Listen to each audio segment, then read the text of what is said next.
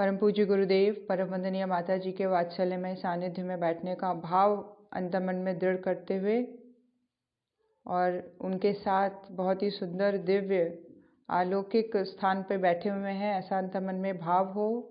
चाहे वो शांति कुंज का दिव्य प्रांगण हो या देवात्मा हिमालय की सुंदर सी घाटी, जहाँ हम माँ गंगा के समस्त देवात्मा हिमालय की पर्वत श्रृंखलाओं के सानिध्य में बैठे हुए हैं। समस्त ऋषि जनों के तप की ऊर्जा हम सबको मिल रही है। भगवान सूर्य के दीप्तिमान स्वरूप की उपस्थिति वहाँ बनी हुई है, जो हमारे अंतर्मन में प्रकाश, हमारे अंतर्मन में दृढ़ता, हमारे अंतर्मन में नए वर्ष के नए संकल्प के रूप में ऊर्जा को हम अंतर्मन में अनुभव करने का भाव करते हुए नए साल नए संकल्पों के साथ, नया साल नई प्रैक्टिसेस और नई हैबिट्स को बढ़ाने के उपक्रम में, नया साल बहुत डीप एनालिसिस की शुरुआत के साथ हम सबका प्रारंभ हो और नयापन हमारे जीवन में आए, नई गति हमारे जीवन में जुड़ती चली जाए, ऐसा अंतर्मन में भाव करते हुए गुरुवर के सानिध्य में बैठने का भाव, उनके आशीर्वाद से हमारी बुद्धि, हमारा दृष्टिकोण नयापन के साथ उज्जवल होता चला जाए, हमारे सोचने और विचारने में नयापन आए, हमारी अंडरस्टैंडिंग में नयापन आए। ये नयापन हमारे जीवन को नए आयामों से भरता चला जाए, न्यू डायमेंशंस हमारे जीवन में, हमारे लाइफ में खुलती चली जाए, ऐसा मन में भाव दृढ़ करते हुए आइए आज के स्वाध्याय का क्रम शुरू करते हैं। आज भी हम गुरु गीता पढ़ेंगे। अध्याय का शीर्षक है सबसे सच्ची सिद्धि गुरु भक्ति। बड़े ध्यान पूर्वक सुनेंगे। गुरु गीता के भक्ति गीत अंतस में गुरु भक्ति का अनुकरण स्फुरण करते हैं। इस भक्ति गीतों के पठन मनन गायन से अंतःकरण गुरु भक्ति से आप्लावित हो जाता है। चित्त की गहराइयों में गुरुदेव के प्रति अनुराग प्रगाढ़ होता चला जाता है। यह प्रगाढ़ अनुराग ही तो आध्यात्म साधना की घनीभूत ऊर्जा है, जिसके अंतस में इस महा ऊर्जा का घनत्व जितना अधिक बनता है, वह अध्यात्म पथ पर उतनी ही अधिक तीव्रता से गतिशील होता चला जाता है। जीवन में उच्च स्तरीय संकल्प और भावनाओं का वेग उत्पन्न होता चला जाए, जीवन नई दिशा की ओर बढ़ता चला जाए, नए मनोभाव से मन ओतप्रोत होता चला जाए, इच्छाएं और जो भावनाएं हैं वो उत्कृष्ट होती चली जाएं। इसके लिए कह रहे हैं जो भक्ति होती है गुरु के प्रति, इस तरह की घनीभूत ऊर्जा से साधक को भरती चली जाती है। ये घनीभूत ऊर्जा जिस साधक के अंतस में घनत्व होती है, जिसके अंतस में ये सघन होती है, उसका जीवन बड़ी तीव्रता के साथ साधना के पथ पर गतिशील होता चला जाता है।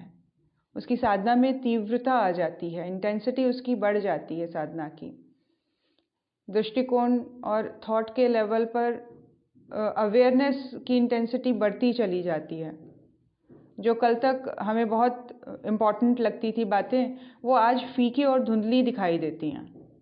उस चीज़ के लिए समय देना, उस चीज़ के बारे में सोचना, उस चीज़ के बारे में कुछ करना या इन्वॉल्व होना उसमें किसी भी लेवल पर अब हम एक्सेप्ट नहीं कर रहे हैं। तो उस लेवल पर जब अंडरस्टैंडिंग में गुरु के प्रति इम्पोर्टेंस की क्लैरिटी हो गई, गुरु के लिए समर्पण का भाव बढ़ता चला जाएगा, तो वो साधना की तीव्रता उसके जीवन में ऑटोमेटिकली बढ़ती चली जाएगी। इसके विपरीत जिसके अंतस में गुरु भक्ति की ऊर्जा का घनत्व अविकसित है, अल्प है अथवा शून्य है, उसका आध्यात्मिक जीवन भी शून्य ही बना रहता है। मतलब अध्यात्म को अपने जीवन में तीव्र करने के लिए, उसकी इंटेंसिटी को बढ़ाने के लिए अपने जीवन में बहुत ज़रूरी है कि हम किसी एक लेवल पर अपने आप को सरेंडर करें, किसी एक एनर्जी के सामने, किसी एक नाम के सामने, किसी एक स्वरूप के सामने, किसी एक हाईएस्ट ऊर्जा के सामने हम अपने आप को सरेंडर करने का भाव करें, और उस ऊर्जा को हम ठीक तरह से पहचानें, उस एनर्जी को हम ठीक तरह से जानें, और वो जानने का लेवल इतना हाई होना चाहिए कि ऊपर स्थूल के लेवल पर भी चीज़ें जो हैं वो चेंज होती चली आएँ। चाहे वो हमारा रहन सहन का तरीका हो, चाहे वो हमारा खान पान का तरीका हो, चाहे वो हमारे पहनावे का तरीका हो, चाहे वो हमारा सोचने विचारने का तरीका है, जो भी चीज़ें हैं उसमें रिफ्लेक्शन आता चला जाएगा अगर सच्ची गुरु भक्ति है, सच्चा समर्पण है। कहीं ना कहीं अपनी सोच और अपनी समझ से बड़ा किसी एक एंटिटी को हमने पकड़ लिया है, उनके निर्देशों का पालन करने का संकल्प अंतर्मन में जागृत हो गया है, तो परिवर्तन के रूप में, एक गतिशीलता के रूप में हमारे जीवन में रिफ्लेक्ट होने लग जाती है। और जहाँ ये शून्य है, जहाँ ये सारी चीज़ें अविकसित हो गई हैं या अल्प रह गई हैं, वहाँ पर आध्यात्मिक जीवन भी शून्य ही बना रहता है। उसके आध्यात्मिक लक्ष्य उससे हमेशा ही दूर बने रहते हैं, फिर भले ही वह कितना जप तप अथवा कर्मकांड ही क्यों ना करता हो। जो विज्ञ है, विवेकी है, वे जानते हैं कि साधना के सभी कर्मकांड स्थूल देह के कलेवर का निर्माण भर करते हैं। इसमें प्राण का संचार केवल गुरु भक्ति से ही होता है। ऊपर के लेवल पर कह रहे हैं, जो कुछ भी हम करते चले जा रहे हैं, बढ़ चढ़कर हम कर्म कांडों को कर रहे हैं, लेकिन उसका प्रभाव जीवन के और दृष्टिकोण के परिवर्तन के साथ रिफ्लेक्ट नहीं होगा। ये तभी रिफ्लेक्ट होगा जब गुरु भक्ति जैसा महान तत्व अपने अंतर्मन में प्रकाशित हो। पिछले मंत्रों में भगवान सदाशिव के यही वचन थे कि गुरुदेव को जो भी राह दिखाएं, उसी राह पर चलते हुए मन की शुद्धि करना शिष्य का कर्तव्य है।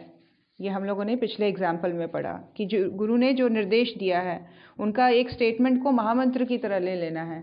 उन्होंने जो भी आदेश निर्देश दिया है, जो कि हमें अपने मेंटल लेवल पर लॉजिकल ना लगे, हमें अपने कंफर्ट लेवल पर इजी ना लगे, अनकंफर्टेबल लगे, लेकिन फिर भी श्रद्धा सच्ची अगर है तो उस पथ पर चल पड़ना चाहिए, बिना अपनी बुद्धि का, बिना अपनी सोच समझ का उसके ऊपर किसी भी तरह से इम्प्लीमेंट किए बिना।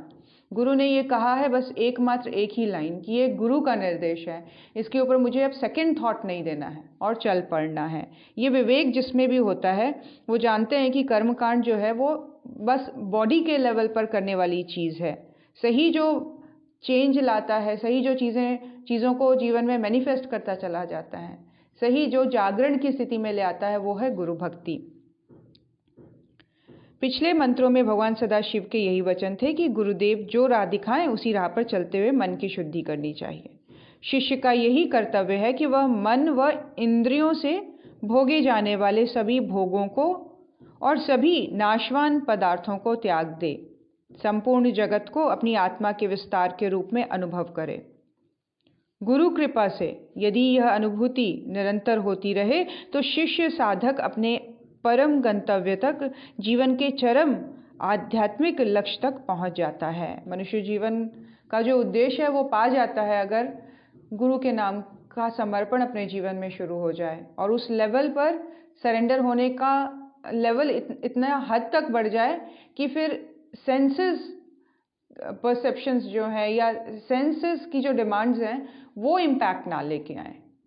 वो सोच इतनी बड़ी होनी चाहिए, उनके प्रति समर्पण इतना ज़बरदस्त होना चाहिए कि फिर अपनी एग्जिस्टेंस सेंसेस के लेवल पर बिल्कुल ना के बराबर हो, अपनी इच्छाओं के लेवल पर बिल्कुल ना के बराबर हो।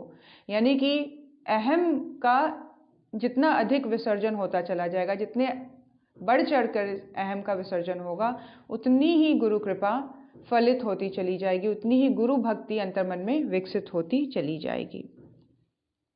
भगवान सदाशिव गुरु गीता के अगले प्रकरण में कहते हैं कि यदि भूल से, प्रभाव से अथवा अहंकारवश यदि कोई शिष्य गुरु वचनों की अवहेलना करता है तो उसका अध्यात्म मार्ग अवरुद्ध हो जाता है। अध्यात्म का मार्ग बिना रुके, बिना कहीं पे गड़बड़ाए आगे बढ़ता चला जाए, इसके लिए गुरु के आदेश को सर्वोच्च मानने की स्थिति अंतर्मन में बनी रहनी चाहिए। अगर उसके अगेंस्ट एक भी थॉट आता है, चाहे वो भूल से आ जाए, चाहे किसी अन्य प्रभाव से आए अथवा अहंकारवश आए, वो वहीं पे उसके शिष्य का जो अध्यात्म मार्ग है वो अवरुद्ध हो जाता है, ब्लॉकेजेस आने शुरू हो जाते हैं, रुकावटें आने शुरू हो जाती हैं जीवन में। माँ भगवानी से इस प्रकरण को स्पष्ट करते हुए भगवान भोलेनाथ कहते हैं, भगवान शंकर माँ भवानी के कन्वर्सेशन के रूप में गुरु गीता का अवतरण हुआ है। और यहाँ भगवान सदाशिव गुरु के आदेश को मानने की इम्पोर्टेंस के बारे में बता रहे हैं और जो उनकी अवहेलना करते हैं उनकी क्या स्थिति होती है। गुरु की जो महिमा मैंने पहले बताई, उसे जानकर सुनकर भी यदि कोई गुरु निंदा करता है, वह जब तक सूर्य चंद्र है तब तक घोर नरक में पड़ा रहता है। इसीलिए जब तक देह है तब तक, यहाँ तक कि कल्पांत तक भी गुरुदेव का स्मरण करते रहना चाहिए। अंतिम सांस के क्षण में भी सिर्फ और सिर्फ एकमात्र गुरु का स्मरण हो, ऐसी बुद्धि, ऐसी विवेक का जागरण होना चाहिए। और यही सच्ची गुरु भक्ति है। गुरु की जो निंदा करते हैं वो तब तक नरक में पड़ा रहता है जब तक इस सृष्टि की एग्जिस्टेंस बनी हुई है। तब तक उसको कहा जाता है कि वो ऐसी जीवात्मा नरक में पड़ी रहती है जो अपने गुरु की निंदा करती हैं। शिष्य को चाहिए कि मुक्त होने पर भी वह गुरु स्मरण का लोप ना होने दे। जो शिष्य प्रज्ञावान व विवेकी हैं, वे कभी भी अपने गुरु के सामने हुंकार पूर्वक या तेज स्वर में बात नहीं करते। इतना ही नहीं, वे गुरु के सामने कभी भी असत्य नहीं बोलते। और जो गुरु के पास तू कहकर, हुम करके बातें करता है, वे किसी निर्जन अरण्य प्रदेश में ब्रह्म राक्षस का जीवन जीने के लिए विवश हो जाता है। जो अहंकारी जन होते हैं, जिनका अपना अहंकार इतना बड़ा हुआ होता है कि वो ऊंचे स्वर में गुरु के सामने बात करता है या तू बोल के गुरु के सामने बात करता है, तो उनका जीवन कैसा बनता है? उनका भविष्य किसी निर्जन प्रदेश में ब्रह्म राक्षस का जीवन जीने के लिए वो विवश हो जाता है। भगवान सदाशिव कहते हैं, हे पार्वती, मुनि, नाग, देवों के शाप से, काल और मृत्यु के भय से केवल गुरुदेव की ही शिष्य का रक्षण करने में समर्थ हैं। मुनि, नाग या देव किसी ने भी अगर शाप दे दिया हो, काल और मृत्यु का भय सामने खड़ा हो गया हो, तो इन सभी के रक्षण के लिए गुरु का आशीर्वाद होना बहुत ज़रूरी है। गुरु ही अपने शिष्य का इन सभी चीज़ों से रक्षण करते हैं, वही समर्थ हैं। लेकिन जो गुरु के शाप से ग्रस्त हैं, उनकी रक्षा कोई भी देवता या मुनि नहीं कर सकते। ऐसे शिष्य शीघ्र ही नष्ट होते हैं, इसमें कोई संशय नहीं है। उनकी एग्जिस्टेंस वहीं पे ख़त्म हो जाती है, जो गुरु के समक्ष, जिनके ऊपर गुरु की कृपा नहीं है, और चाहे उनके ऊपर कोई भी देवता मुनि का आशीर्वाद ही क्यों ना हो, लेकिन ऐसे लोग जो गुरु की कृपा से दूर हैं, ऐसे शिष्य शीघ्र ही नष्ट हो जाते हैं। देवादिदेव महादेव ने इन वचनों में बड़ी गहरी अनुभूति समाई है। जो तार्किक हैं वे तो इस सच को शायद छू पाएं, लेकिन जो तप करते हैं, जिन्होंने अपनी अंतर यात्रा में गुरु महिमा को जाना है, वे इस अनुभूति कथा को पल पल जीते हैं। तप करने की जो व्याख्या हम लोगों को पिछले चैप्टर में बताई थी कि तप वास्तविक रूप से क्या है। हम अपने अहम को, हम अपने इच्छाओं को, हम अपने सेंसेस के डिमांड्स को हम जितना रिस्ट्रिक्टेड कर देते हैं या हम उसको ख़त्म करने का प्रयास करते हैं, चाहे वो ईगो के लेवल पर हो, चाहे वो अपनी चालाक बुद्धि की समझ के लेवल पर हो, अपने आप को सेटिस्फाई, संतुष्ट करने के लेवल पर हो, उस लेवल पर हम जितने स्ट्रिक्ट होते चले जाते हैं, हम जितने संयमित और नियम से बनते चले जाते हैं, हमारी साधना उतनी प्रगाढ़ होती चली जाती है। तप या साधना को माला जपने से, यज्ञ करने से, अनुष्ठानों को करने से नहीं बांधा जा सकता। हाँ, ये इसका एक पार्ट है, इसको एक फेज माना जा सकता है, बट कंप्लीटली तप जो है वो अपने अंतरात्मा को हम कितना प्रकाश से ओतप्रोत करते हैं, डिफरेंट लेवल्स पर रिस्ट्रिक्शंस लगाकर, थॉट के लेवल पर, सोचने विचारने के लेवल पर। संयम को हम जितना आत्मसात करते जाएंगे उतना ही ये जीवन तपस्वी होता चला जाएगा, उतना ही तप हमारा बढ़ता चला जाएगा। तो यहाँ बता रहे हैं जो तप करते हैं, जिन्होंने अपनी अंतर यात्रा में गुरु महिमा को जाना है, वे इस अनुभूति कथा को पल पल पीते हैं। इस अनुभव को साकार करने वाली बड़ी मर्म स्पर्शी घटना है जो एक शिष्य के जीवन में तब हुई जब उसका अपने आराध्य गुरुदेव से प्रत्यक्ष संपर्क हुआ ही नहीं था। ये किनके बारे में बता रहे हैं? एक ऐसे शिष्य के जो अभी अपने गुरु से मिले ही नहीं थे, उनकी अंतर यात्रा के बारे में बताई जा रही है, जिनके ऊपर गुरु की महिमा बरसी। विद्यार्थी जीवन में उनका परिचय एक अघोर साधक से हुआ। यह अघोर साधक, जिसे सभी अघोरी कहते थे, अभी नाम नहीं बताया जा रहा है यहाँ पे, अभी स्टार्ट यहीं से किया जा रहा है कि अभी वो एक स्टूडेंट लाइफ में है और उनका परिचय एक अघोर साधक से हुआ है, जिसको अन्य सभी अघोरी कहा करते थे। कई आश्चर्यजनक सिद्धियों और शक्तियों के वे स्वामी थे। एक पदार्थ को दूसरे पदार्थ में बदल देना उनके लिए साधारण कौतुक भर था। मिठाई को विष्ठा बना देना, सड़े मांस को सुगंधित सुरभित मिष्ठान में परिवर्तित कर देना उनके लिए पलक झपकने का काम था।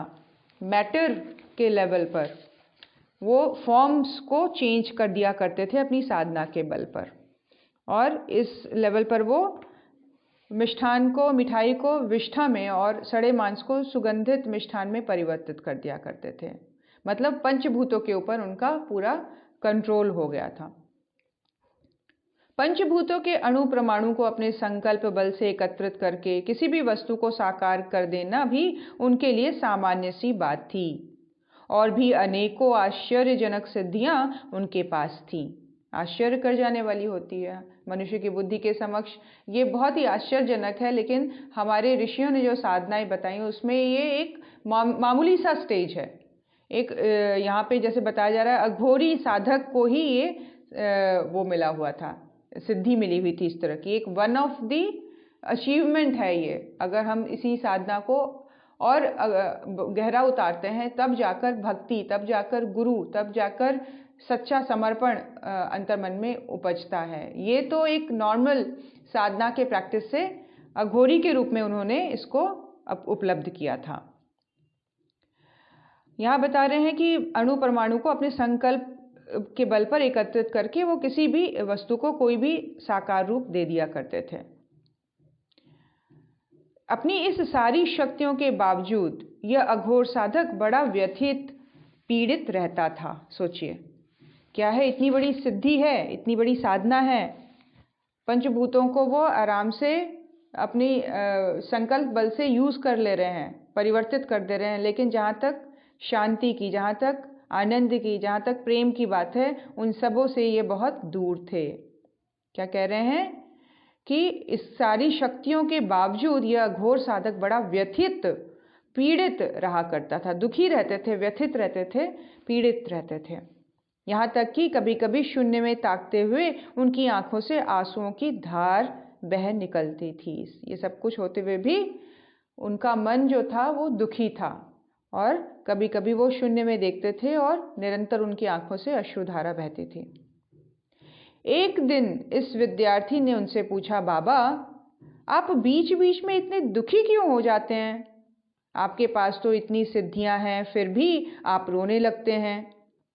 जवाब में उसने लगभग बिलखते हुए कहा, बेटा तू शायद अभी नहीं समझेगा, पर चल तुझे बताकर अपना मन हल्का कर लेता हूँ।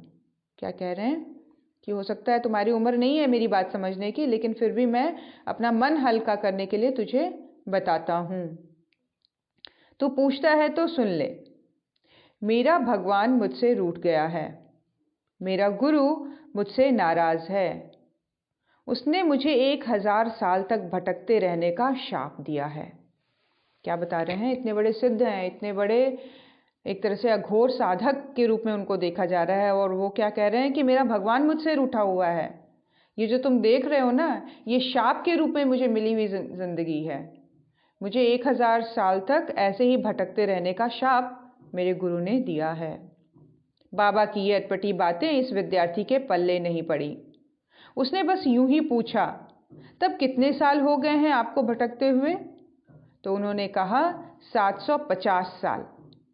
उसने बड़े इत्मीनान से ऐसा जवाब दिया। बड़े इत्मीनान से, उसने कैलकुलेट नहीं किया, क्योंकि उसका अंतर्मन हर दिन एक एक दिन को गिन रहा है कि ये 1000 साल उसके कब कंप्लीट होंगे। उसने इस बालक को कहा कि मुझे 750 साल हो गए हैं इस ऐसा जीवन जीते हुए। इस जवाब ने पूछने वाले को गहरी हैरानी में डाल दिया। उसने कहा, पर आप तो केवल 60 साल के ही लगते हैं। ये बात सुनकर वह जोर जोर से हंसा और बोला, अरे मैं शरीर की बात थोड़े ही करता हूँ। इस शरीर की तो यही उम्र होगी, मैं तो अपनी बात करता हूँ। शरीर तो जब भी पुराना हो जाता है, मैं उसे छोड़कर किसी युवा मृत शरीर में प्रवेश कर जाता हूँ। सांप काटे हुए व्यक्ति को प्रायः लोग बहा देते हैं, ऐसे किसी शरीर को मैं अपना बना लेता हूँ। क्या कह रहे हैं कि बेटा तुम जो ये 50-60 साल की उम्र का शरीर देख रहे हो, उसकी वास्तविक उम्र इतनी ही है, लेकिन मुझे इस अलग अलग शरीरों में जर्नी करते हुए, यात्रा करते हुए 750 साल हो गए हैं। मेरा ये अपना शरीर नहीं है। मेरा अपना शरीर तो कब का छूट गया, लेकिन अपनी अघोर साधना के बल पर, अपनी तंत्र साधना के बल पर, पंचभूतों के ऊपर मेरा पूरी तरह से कमांड आने के बल पर मैंने ऐसे कई शरीर बदले हैं, जिन शरीरों को साबुत नदियों में बहा दिया जाता है, उनका मैं प्रयोग कर लेता हूँ। उसमें जैसे पर काया प्रवेश जैसी जो टेक्निक्स हैं, उसके थ्रू वो अभी भी इन शरीरों के थ्रू ये अपनी शाप वाली यात्रा को पूरा कर रहे हैं। शरीर तो जब भी पुराना हो जाता है, मैं इसे छोड़कर किसी युवा मृत शरीर में प्रवेश कर जाता हूँ। पर आपके गुरु नाराज क्यों हैं? बालक ने पूछा। गुरु तो बड़े कृपालु होते हैं, सिद्धियों के घमंड से। सिद्धियों के घमंड से? अरे बेटा, मुझे अपनी साधना और सिद्धियों का भारी घमंड हो गया था। देखिए वो बच्चा क्या पूछ रहा है कि आपके गुरु आपसे नाराज क्यों हैं? गुरु तो बहुत कृपालु होते हैं, क्या आपने जो सिद्धि पाई उसका घमंड आप में आ गया था? तो वो कहते हैं, बेटा मुझे अपनी साधना और सिद्धियों का भारी घमंड हो गया था।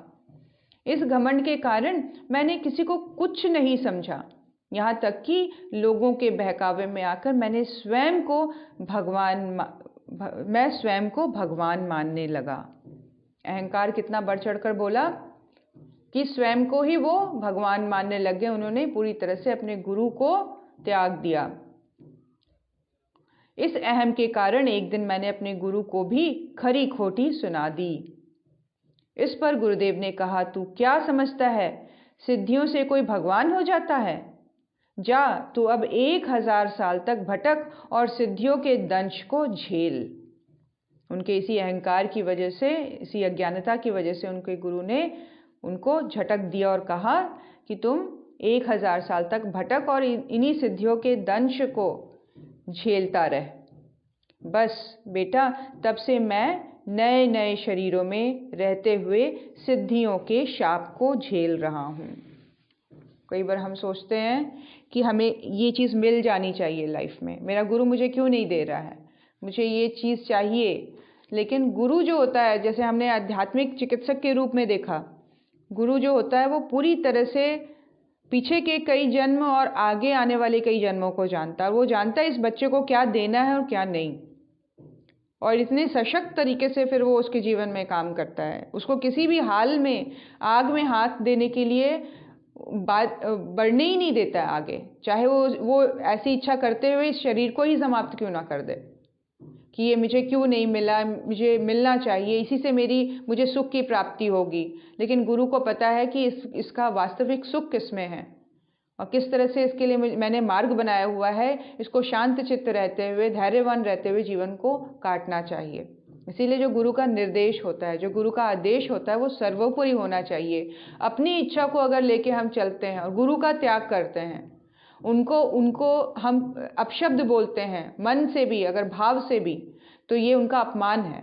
और ऐसे में फिर हो सकता है भविष्य में गुरु की नाराज़गी बन जाए। तो यहाँ पे बताया जा रहा है कि जिसने अपने आप को लोगों के कहने पर उसने अपने आप को भगवान समझा और गुरु को पूरी तरह से खरी खोटी सुनाई, जिसके बदले उसे 1000 साल तक भटकते रहने का शाप उसके गुरु ने दिया और अपने सिद्धियों को वो के बल पर शरीरों को बदलता हुआ वो समय को बिताने लगा। अपनी बात कहते हुए उसने पूछने वाले के सिर पर प्यार से हाथ रखा और बोला, बेटा, आगे कुछ सालों के बाद तुझे तेरे गुरु मिलेंगे। तू कभी भी उनकी बात की अवहेलना ना करना, उनकी सब बातें मानना और सिद्धियों के जाल में मत उलझना। सबसे सच्ची सिद्धि तो गुरु भक्ति ही है। जिसे यह मिल गई उसे समझो सब कुछ मिल गया। इस सिद्धि का उपाय क्या है, यह मंत्र अगले मंत्र में स्पष्ट किया जाता है। जो सिद्धि है जिसको गुरु भक्ति बताई जा रही है, उसका उपाय क्या है, ये आगे वाले चैप्टर में बताएंगे। इस अध्याय में इतना ही बताया गया है कि किस तरह से गुरु के आगे अपनी डिमांड्स नहीं रखने चाहिए। हम लोग को इतना समझ जाना कि अपनी बुद्धि, अपनी विवेक, अपनी समझ, विवेक नहीं, अपनी समझ और अपनी बुद्धि जो देख पा रही है, जो सोच पा रही है, उसे 1000 गुना क्लैरिटी के साथ मेरा गुरु मेरे भविष्य को जानता है। मेरा गुरु मुझे देख रहा है, वो जान रहा है, उसने मेरे लिए मार्ग बनाया हुआ है। इसलिए अपनी डिमांड की लिस्ट हम उनके चरणों में समर्पित कर दें और प्रार्थना करें कि मेरा मन शांत रहे। ये चाहिए, ये हो जाना चाहिए, वो हो जाना चाहिए, ये क्यों नहीं है, ऐसा क्यों नहीं है, वैसा होना चाहिए। ये सारी चीज़ें अपने मन से निकालकर गुरु चरणों में अर्पित करना ही सच्ची गुरु भक्ति है। अपने आप को खाली करके बिल्कुल एक बच्चे की तरह उनके निर्देशों का पालन करते हुए बिल्कुल निर्मल भाव से अपने जीवन को जो है उसमें बेस्ट करने की वृत्ति को बनाते हुए, जो अवेलेबल है उससे हम बेस्ट क्या कर सकते हैं, उससे हम अच्छा कैसे रह सकते हैं, उससे अपनी खुशियों को कैसे बढ़ा सकते हैं, ये मानसिकता गुरु की साक्षी में संकल्प लेते हुए एक नया जीवन, एक नए तरीके से साल को बिताने का हम सभी प्लान करें। इससे यही सीख मिलती है कि अपनी इच्छाओं को गुरु के सामने विलीन कर दीजिए, उनको बता दीजिए अगर छोटी मोटी इच्छा है, पूरा करना होगा कर देंगे, लेकिन उसके पीछे पागल हो जाना, उसके पीछे गुरु को कुछ नहीं मानना, उनके अगेंस्ट चल पड़ना, ये मूर्खता होती है। सच्ची गुरु भक्ति जिसको सिद्धि यहाँ कहा गया है, वो है गुरु भक्ति, वो है समर्पण में, वो है सरेंडर हो जाने में, वो अपने आप को शांत कर देने में, वो अपने आप से बड़ा गुरु को मान लेने में है। ये ज्ञान, ये विवेक हम सबके अंतर्मन में जागृत हो जाना चाहिए। अभी मेरे ख्याल से समय है, एक और चैप्टर पढ़ देती हूँ। गुरु सेवा ही सच्ची साधना है। आगे के चैप्टर में क्या बताया जाएगा, किस तरह से गुरु भक्ति की सिद्धि शिष्यों को मिले, ये सिद्धि कैसे उपलब्ध हो। यहाँ बता रहे हैं पूर्वोक्त मंत्र में भगवान भोलेनाथ ने शिष्यों को चेताया है कि वे कभी भी किसी भी अवस्था में सद्गुरु की अवहेलना ना करें। परिस्थितियां कुछ भी हो, पर वे अपने सद्गुरु के प्रति केवल शिष्ट, शालीन और विनम्र बन के रहें। क्या बोल रहे हैं भगवान शिव कि कोई भी कैसी भी परिस्थिति हो, लेकिन उनका जो मन, उनका जो विचार तंत्र चल रहा है अंतर्मन में, जो वो अपने आप से जो बात कर रहे हैं, उसमें गुरु के प्रति पूर्ण समर्पण का भाव हो, उसमें गुरु के प्रति पूर्ण निष्ठा का भाव हो, उसमें उनके प्रति विनम्रता का भाव हो, बल्कि भक्तिपूर्ण भी भाव बना रहना चाहिए, चाहे परिस्थिति कुछ भी क्यों ना हो। गुरुदेव के हर कार्य का विशिष्ट अर्थ होता है। उनके होने का आभास तो हम सबको है अपने जीवन में। हो सकता है हमें चेंजेस के रूप में, अपनी इच्छाओं की पूर्ति के रूप में कुछ चीज़ें नहीं होती दिखाई दे रही हैं, लेकिन इसके पीछे भी बोल रहे हैं कुछ विशिष्ट अर्थ है। गुरु एक स्पेशल वे में काम करता है हमारे जीवन में, एक स्पेशल मीनिंग को लेकर हमारे जीवन में आता है। गुरु के हर एक कार्य का विशिष्ट अर्थ होता है, विशेष अर्थ होता है करने का। फिर यह कार्य ऊपरी तौर पर देखने से कितना ही निरर्थक क्यों ना लगे, गुरु की अवहेलना करने वाला बुद्धिमान होने पर भी ब्रह्म राक्षस की तरह अभिशप्त हो जाता है। बुद्धि के दायरे के अंतर्गत हो सकता है गुरु के ये कार्य हमें समझ में ही ना आए, उनके होने की विशिष्टता हम अनुभव ही ना करें, उनके होना ना होना निरर्थक जैसा लगे, ये बुद्धि उतनी ही सोच पाए। लेकिन गुरु का जो कार्य है करने का तरीका बहुत स्पेशल होता है, बहुत विशिष्ट होता है। लेकिन जो गुरु की अवहेलना करते हैं, जो बुद्धि को सब कुछ समझ लेते हैं, जो अपनी सोच को ही सबसे बड़ा समझ लेते हैं, वे ब्रह्म राक्षस सा अभिशप्त जीवन को जीते हैं। विश्व की सभी आध्यात्मिक शक्तियों के रुष्ट होने पर सद्गुरु त्राण करते हैं, परंतु सद्गुरु के रुष्ट होने पर कोई त्राण दाता नहीं मिलता। ये बात बार बार कही जा रही है, बार बार रिपीट की जा रही है कि ऐसा कोई भी कार्य ना करें जिससे गुरु को रुष्ट होना पड़े। ऑल्दो गुरु जो होते हैं वो अपने बच्चे से कभी भी नाराज़ नहीं होते हैं, बहुत रेयर केसेस होता है जहाँ पे ऐसी सिचुएशन बनती है। और सबसे बड़ा रीज़न होता है अहंकार। अहंकार ही एकमात्र, और सारी जो दुर्बलताएं हैं जो गुरु एक्सेप्ट कर लेता है, लेकिन अहम को वो एक्सेप्ट नहीं करता है। इससे उसको बहुत जिसको बोलते हैं घृणा होती है गुरु को। एकमात्र एक ही जो चीज़ उनके बच्चों को उनसे दूर करता है वो है अहम भाव। इसीलिए अहम भाव के कारण कई बार गुरु रुष्ट हो जाते हैं। अन्य छोटे मोटे रीज़न से गुरु कभी रुष्ट नहीं होता। हाँ, पनिशमेंट के फलस्वरूप उसको डिफरेंट सर्कमस्टांसेस में पास ऑन करता है, लेकिन रुष्ट नहीं होता, उसके साथ बना रहता है। उसके साथ होने के लिए, उसके मार्ग को और सही बनाने के लिए उसके साथ रहता है। लेकिन रुष्ट होने की बात जहाँ की जा रही है, जहाँ पर अहंकार इतना प्रचंड रूप से चढ़कर बोल रहा है, तो वहाँ गुरु उसका साथ छोड़ देता है। फिर उसको कोई भी संसार में बड़ी से बड़ी शक्तियाँ उसको उबार नहीं सकती। भगवान महेश्वर इस कथा के अगले प्रकरण में कहते हैं, ये जो कथा है इसके अगले प्रकरण में भगवान सदाशिव माँ पार्वती को क्या बता रहे हैं? गुरु ये 2 अक्षर अपने में महामंत्र है। ये महामंत्र सभी मंत्रों का राजा है। सभी स्मृतियों एवं वेद वाक्यों का मर्म यही है कि गुरु ही स्वयं परम पद है। गुरु के जो 2 अक्षर हैं इसको महामंत्र के रूप में कहा जा रहा है, इसको महामंत्र के रूप में लेना चाहिए। गुरु शब्द का स्मरण ही मंत्र का काम करने लग जाता है। और यहाँ तक कि जितने भी वेद वाक्य हैं, स्मृतियाँ हैं, सबका मर्म गुरु ही स्वयं परम पद के रूप में है। जो शिष्य अपने गुरुदेव की सेवा में तल्लीन हैं, वे भले ही श्रुतियों व स्मृतियों को ना जानते हों, पर वे सच्चे सन्यासी होते हैं। जिनकी चेतना गुरु की चेतना में विलीन है, उनका नॉलेज जो बेस हो सकता है शून्य के बराबर हो, बिल्कुल निम्न वर्ग का हो, लेकिन उनको उनकी जीवन की मुक्ति के लिए उसकी आवश्यकता ही नहीं है, क्योंकि वो गुरु सेवा में निरत हैं। इसके लिए उनको इंटेलिजेंट होने की, उनको स्मार्ट होने की, उनको वक्ता होने की, उनको विद्वान होने की, उनको किसी चीज़ का भाष्य करने की ज़रूरत नहीं है। उनका एकमात्र एक ही कार्य गुरु सेवा ही उनके जीवन को कल्याण प्रदान करता है। उनको और किसी चीज़ की रिक्वायरमेंट नहीं रह जाती।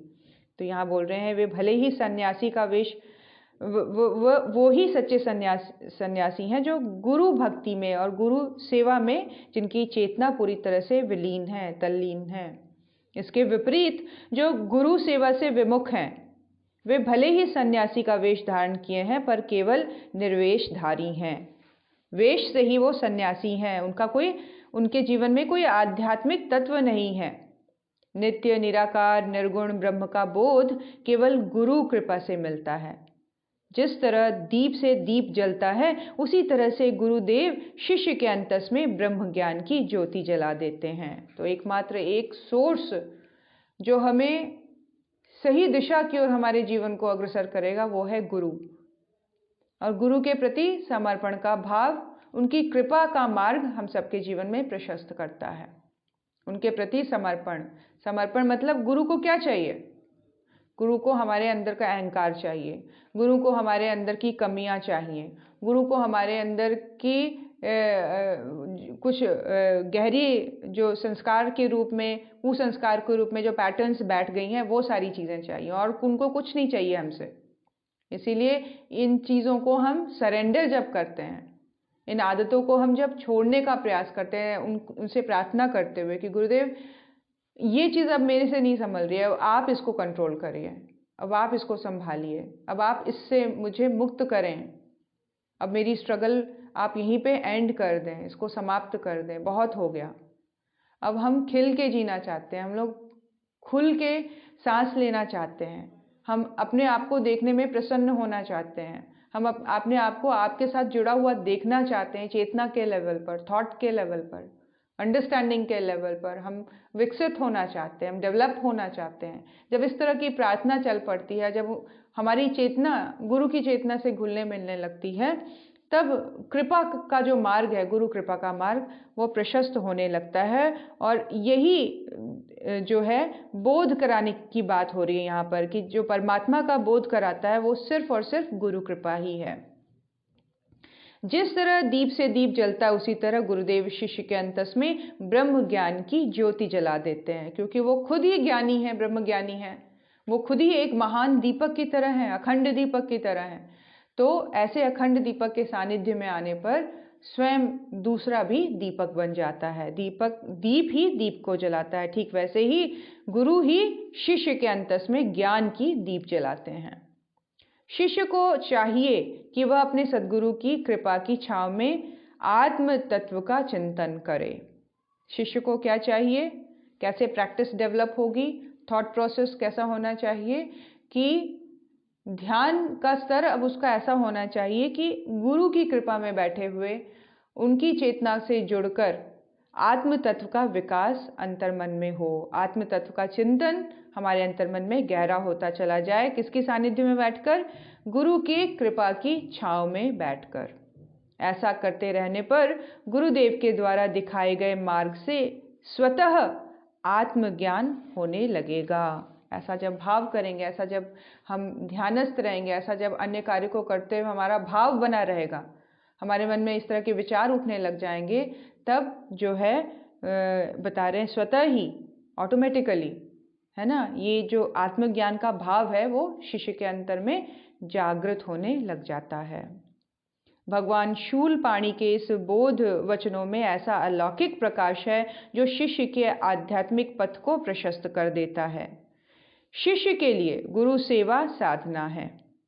गुरु सेवा का अर्थ है गुरु जो भी कहें जैसा भी काम सौंपे वैसा करो। क्या है साधना? सच्ची साधना क्या है गुरु की, गुरु के शिष्य की? कि गुरु ने जैसा आदेश दिया है उसके अकॉर्डिंग काम करते चले जाओ, उसके अकॉर्डिंग जीवन जीते चले जाओ, उसके अकॉर्डिंग सोच विचार रखते चले जाएं, उसके अकॉर्डिंग खान पान रखते चले जाएं, उसके अकॉर्डिंग व्यवहार में परिवर्तन लाते चले जाएं। यही सच्ची गुरु सेवा है, यही सच्ची साधना है। साधना की बात हो रही है। साधना साध लेना, और किसके अकॉर्डिंग? गुरु के अकॉर्डिंग। यही साधना आगे चलकर जीवन में कल्याण का मार्ग प्रशस्त करती है।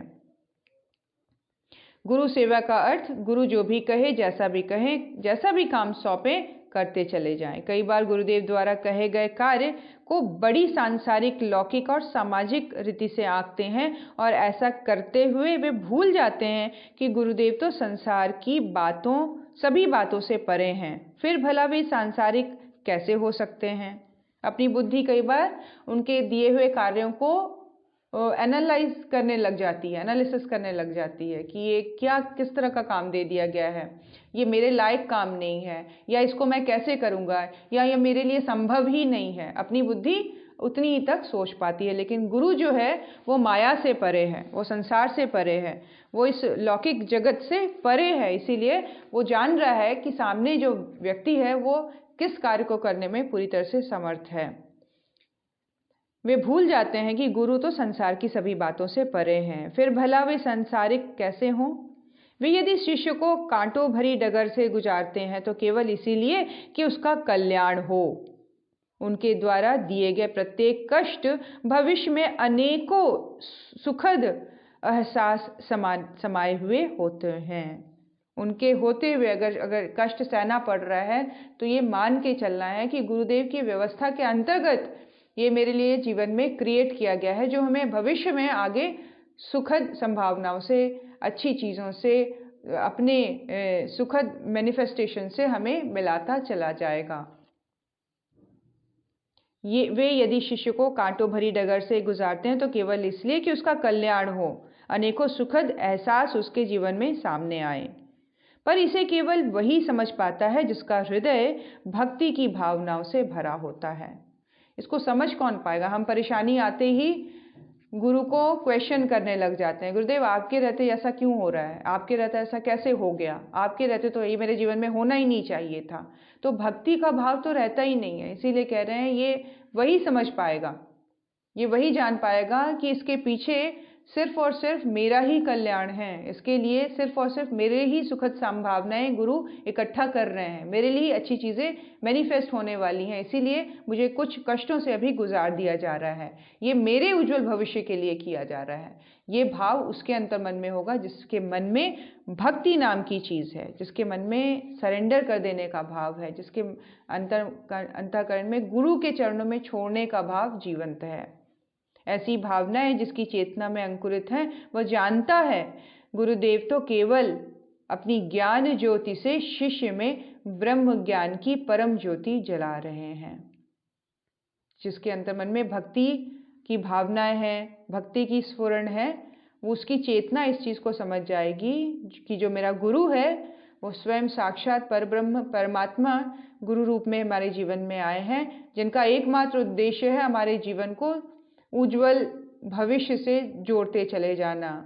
हमारे हर एक शिष्य के अंदर में ब्रह्म ज्ञान की जो ज्योति परमानेंट जो आनंद के मार्ग पर बढ़ाने की बात हो रही है, टेम्पररी नहीं, छोटी मोटी टॉफ़ी चॉकलेट्स देने की बात नहीं हो रही है। यहाँ पर जीवन के परिवर्तित हो जाने के, अंतर्मन में प्रकाश के आ जाने की बात हो रही है। ये सिर्फ एक गुरु भक्ति से उत्प्रोत शिष्य का हृदय ही प्राप्त कर सकता है, जो अपने गुरु के प्रति सच्चा भाव रखता है। इस संबंध में एक बहुत प्यारी अनुभूति, बड़ी ही प्यारी अनुभूति कथा है। यह कथा एक ऐसे शिष्य की है जिसके मन में उज्जवल विचार थे, पर जिसके संस्कार बड़े दूषित थे, जो अनचाहे व अनजाने अनेकों वासनाओं से घिर जाता था। अनेकों प्रयत्नों के बावजूद जिसकी काम वासना कभी शांत ही नहीं हो पाती थी। बड़ी दुखद स्थिति थी उसकी। इस गहरी पीड़ा में उसका कोई साझीदार ना था। उसकी काम वासना की परिणति सदा अवसाद में होती थी, पर करे भी तो क्या, कोई रास्ता भी तो ना था। काम वासना की भीषणता में ध्यान, जप एवं उपवास के सारे प्रयोग निरर्थक चले जाते। अपने आंतरिक द्वंद्व व संघर्ष की इसी घड़ी में गुरु ने अपने शिष्य को अपना लिया और शिष्य ने अपने उद्धारक सद्गुरु को पहचान लिया। एक ऐसे शिष्य की बात जिसके विचार तो उज्जवल थे, बता रहे हैं, जिसकी जो करंट अभी प्रेजेंट की जो स्थिति थी वो अच्छी थी, लेकिन कुछ पिछले जन्म के संस्कार ऐसे थे, दूषित संस्कार थे, जिसकी वजह से उसका अंतर्मन अवसाद में आकर काम वासना से पीड़ित हो जाता था। काम वासना की भीषणता में वो उसका कोई भी साधना का क्रम, ध्यान, जप, उपासना, उपवास रहना, कोई भी चीज़ें, सब सारी चीज़ें निरर्थक चली जाती थी। इसी अंतर्द्वंद के बीच उसका मिलना अपने गुरु से हुआ। उसने अपने गुरु को पहचान लिया और गुरु ने अपने शिष्य को अपना लिया। ये सारी कमियां देखते हुए भी गुरु अपना लेता है, क्योंकि वो उनके विचारों की उज्ज्वलता को देख रहे थे, उसके प्रयास को में उज्ज्वलता को देख रहे थे, उसके करंट कंडीशन को देख रहे थे, प्रेजेंट कंडीशन को देख रहे थे कि है तो ये उज्ज्वल विचारों वाला, लेकिन कुछ कुसंस्कार की वजह से ये कुछ गलत पैटर्न्स में हर बार रिपीटेडली फंसता चला जाता है। विकल वासनाओं से घिरे शिष्य की यही एक चाहत थी कि उसकी वासनाएं गिरें, उसका अंतर्मन और उसका चित्त निर्मल होता चला जाए। एकमात्र एक उद्देश्य लिए वो गुरु के समक्ष खड़ा हो गया। गुरुदेव ने उसे आश्वासन भी दिया और कहा कि वह अपने को आश्रम की साफ सफाई में लगा दे। क्या कह रहे हैं कि गुरुदेव ने उसको क्या आश्वासन दिया? ऐसे अगर मन में संस्कार बढ़ चढ़कर बोलते हैं तो गुरु क्या आश्वस्त करता है कि तुम सफाई के कार्य में लग जाओ, साफ सफाई करें, आश्रम की सफाई में अपने आप को तुम रमा दो। ऊपर से साधारण दिखने वाले इस काम में शिष्य ने अपने को झोंक दिया। इस छोटे से काम में देखने को तो छोटा सा काम था सफाई करने वाला, लेकिन उस शिष्य ने अपने आप को इस काम में पूरी तरह से झोंक दिया।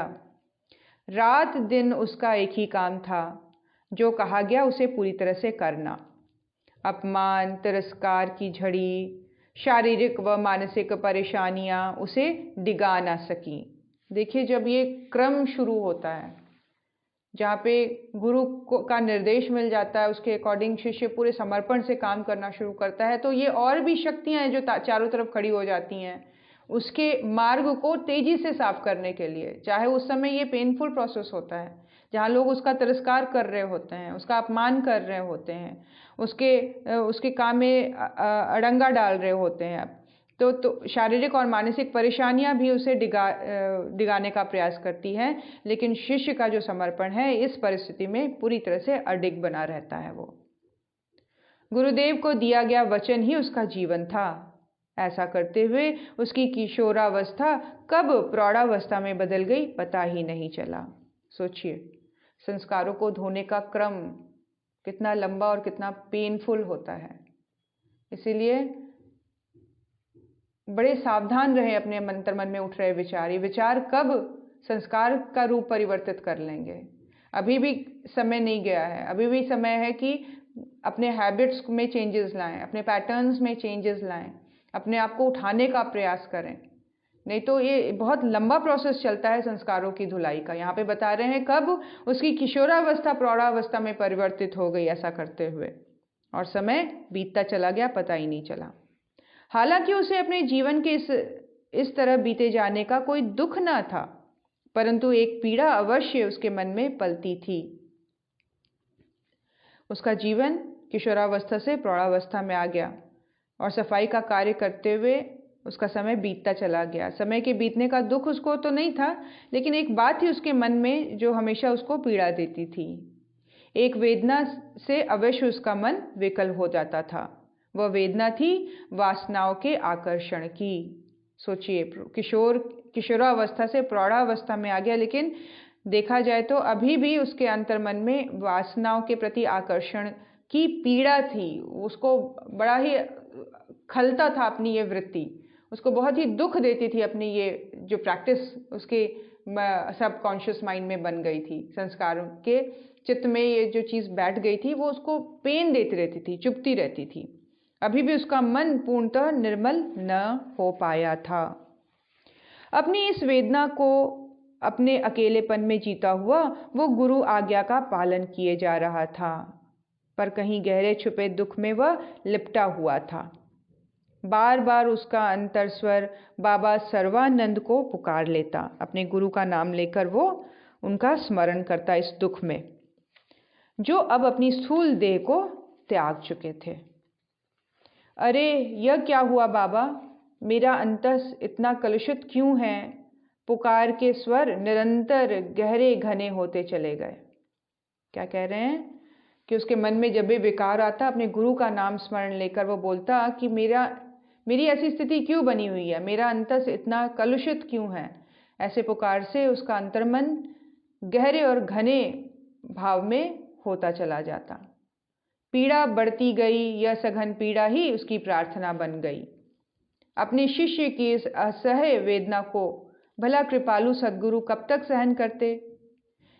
एक दिन वह उसके ध्यान में प्रकट हो गए।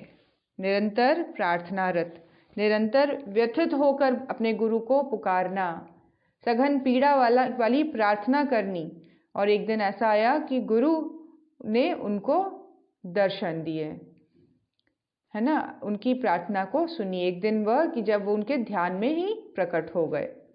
बेचारा शिष्य बिलख बिलख कर रो पड़ा। उसके अंतस में यही भाव फूटे, गुरुदेव आपने जैसा कहा था मैंने वैसा ही किया, फिर भी मेरी यह दुर्दशा क्यों बनी हुई है?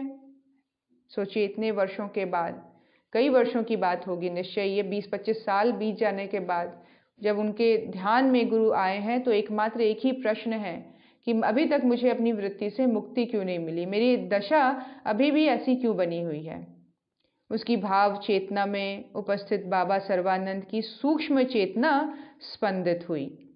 वत्स, हम तुम्हारी पीड़ाओं से परिचित हैं।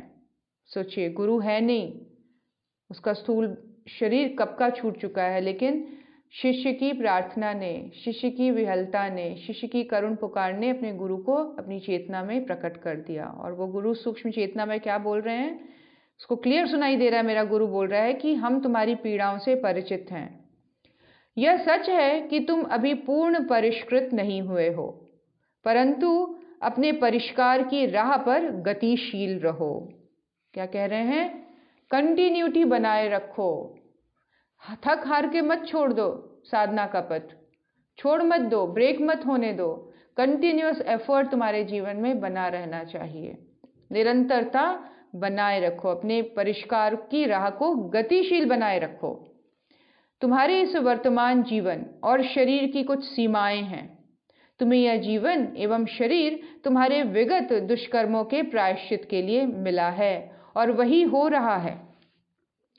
क्या कह रहे हैं गुरु? कितनी दूर का गुरु देखते हैं और उसके अकॉर्डिंग उसके लिए वैसी व्यवस्था कर दी जाती है। हम अपने जीवन को गुरु की व्यवस्था मान के चलें, अपनी इच्छाओं और आकांक्षाओं को, अपनी प्लानिंग को अपने ब्रेन के इंटेलिजेंस को, अपने दूरदर्शिता को एक तरफ रख दें, अपने लाइफ को गुरु की व्यवस्था बनाकर, एक्सेप्टेंस के लेवल को बढ़ाकर, समर्पण के लेवल को बढ़ाकर, जो मिला है वो श्रेष्ठ है, वो मेरे अकॉर्डिंग है और इसी के थ्रू पास ऑन होने से मुझे सही उपलब्धि और सही जीवन का कल्याण मेरा इसी मार्ग पर है, इसी पे चलते हुए है। ऐसी मानसिक इच्छा करनी चाहिए। इस तरह से शिष्य का समर्पण का भाव अंतस में होना चाहिए।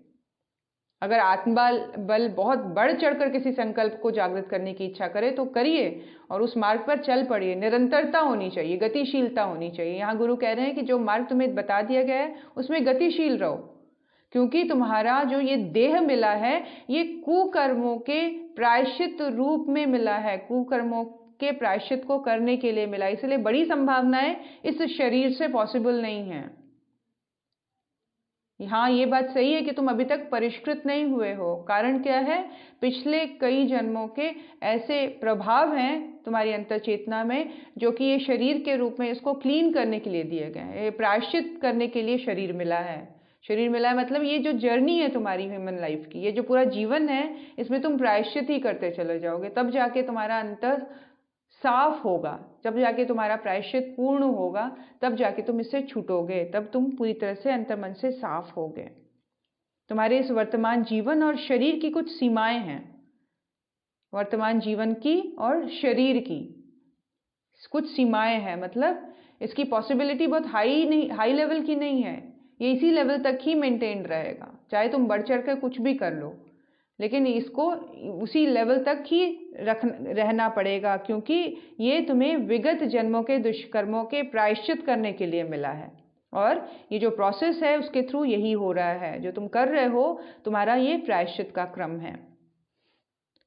प्रत्येक घड़ी, प्रत्येक पल में विभिन्न परिस्थितियों के द्वारा तुम्हारे चित्त को निर्मल बना रहा हूं। गुरु प्रत्येक घड़ी है, प्रत्येक क्षण है अपने एक शिष्य के साथ। क्या बोल रहे हैं?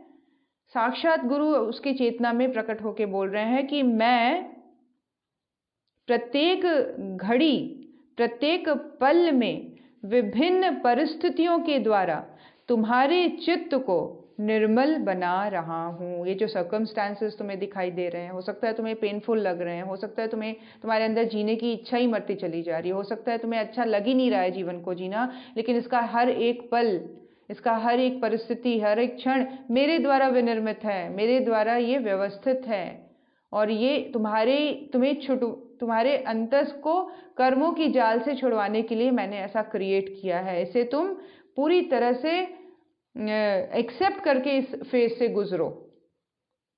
तुम्हारे चित्त को इसी पल, इसी क्षण में निर्मल बना रहा हूं।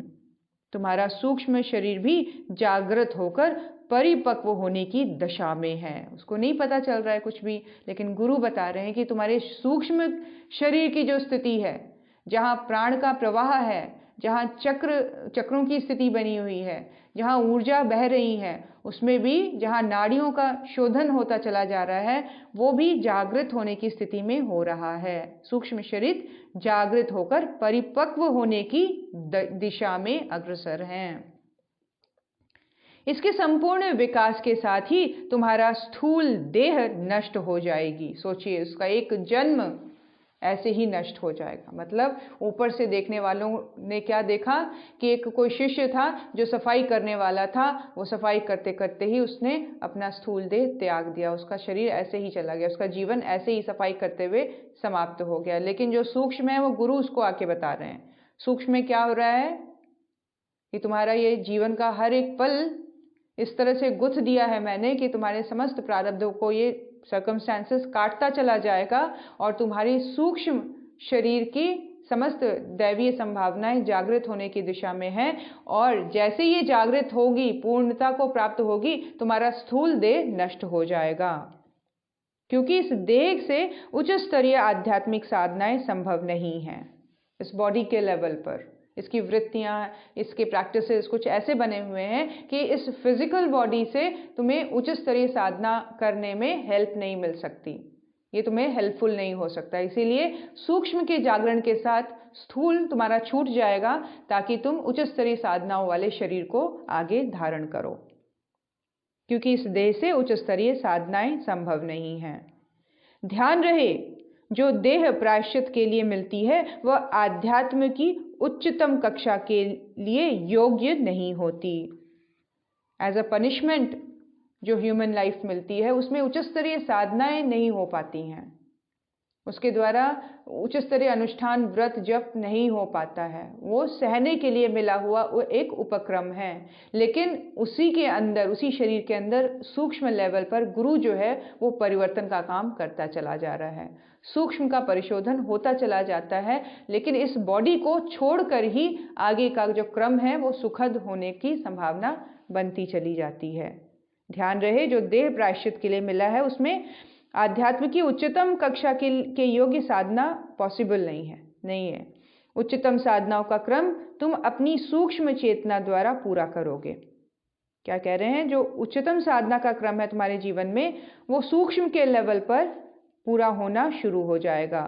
अपने अगले जीवन में इसमें और भी विकास होता चला जाएगा। बाबा सर्वानंद की इन बातों ने शिष्य को यह अनुभव करा दिया कि कृपालु गुरुदेव सदा अपने शिष्य का ध्यान रखते हैं, बस शिष्य उन्हें अपने भावों में अनुभव करता रहे। कितनी जबरदस्त, कितना प्रचंड एग्जाम्पल के रूप में ये स्टोरी हम सबके समक्ष आई है। जहाँ हम ये सोचते हैं हम अकेले हैं, जहाँ हम ये सोचते हैं कि मेरा ध्यान ही नहीं रखा जा रहा है, गुरु तो मेरा कुछ, गुरु के होते नहीं होते मेरा तो जीवन वैसा ही बना हुआ है, कुछ चेंज ही नहीं आ रहा है। लेकिन यहाँ पे ये रहस्य बताया गया है कि कुछ देह जो मिलता है, जो शरीर की जो यात्रा जो शुरू होती है ह्यूमन लाइफ की, वो प्रायश्चित के लिए ही शुरू की जाती है।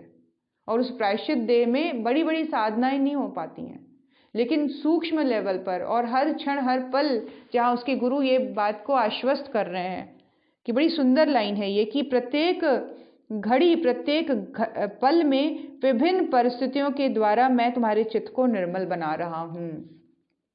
हर क्षण, हर पल, हर परिस्थिति में गुरु के होने का भाव दृढ़ रहे तो ये जर्नी इजी होती चली जाएगी और सूक्ष्म का परिवर्तन तीव्रता से बढ़ता चला जाएगा। और जहाँ सूक्ष्म का परिवर्तन पूर्ण हुआ, वहीं ये स्थूल देह की यात्रा समाप्त हो जाती है।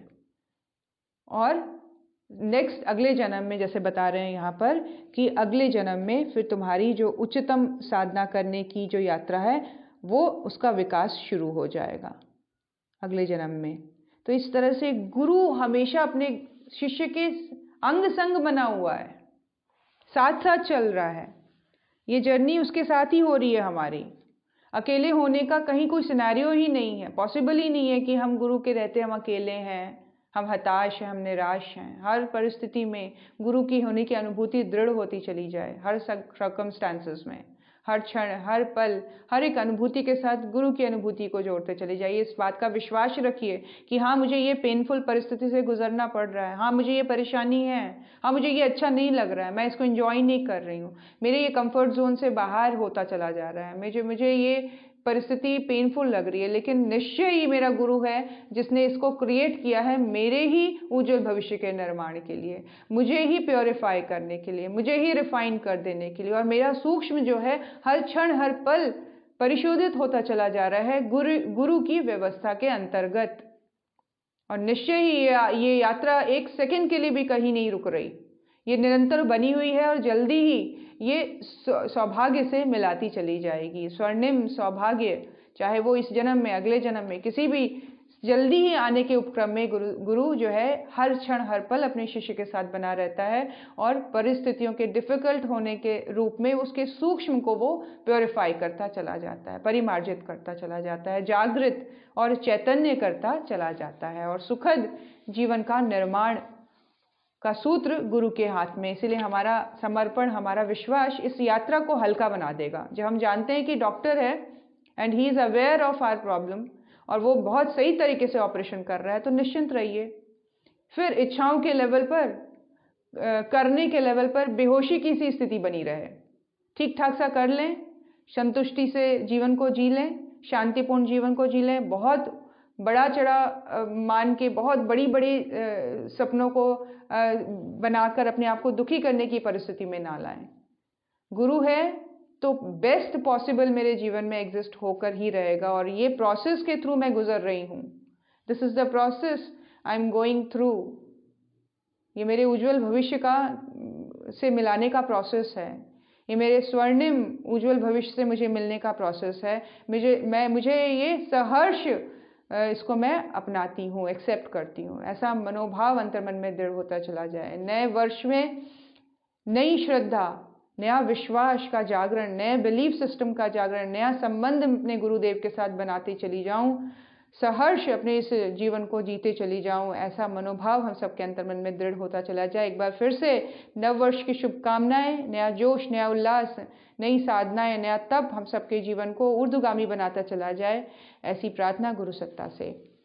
ओम नमोस्त्वनंताय सहस्त्रमूर्तये सहस्रपादाक्ष शिरोरुबाहवे सहस्रनाम्ने पुरुषाय शाश्वते सहस्रकोटियुगधारिणे नमः सहस्रकोटियुगधारिणे नमः।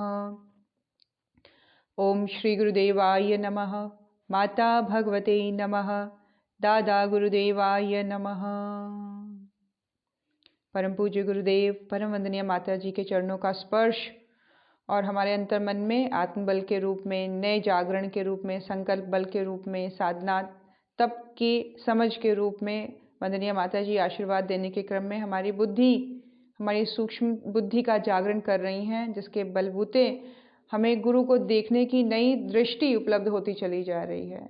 नया दृष्टिकोण हमारा बनता चला जा रहा है, नया माइंडसेट हमारा बनता चला जा रहा है, नए परसेप्शंस हमारे बनते चले जा रहे हैं और बहुत ही सही दिशा में, सही बल के साथ, सही एनर्जी लेवल के साथ हम आगे बढ़ें।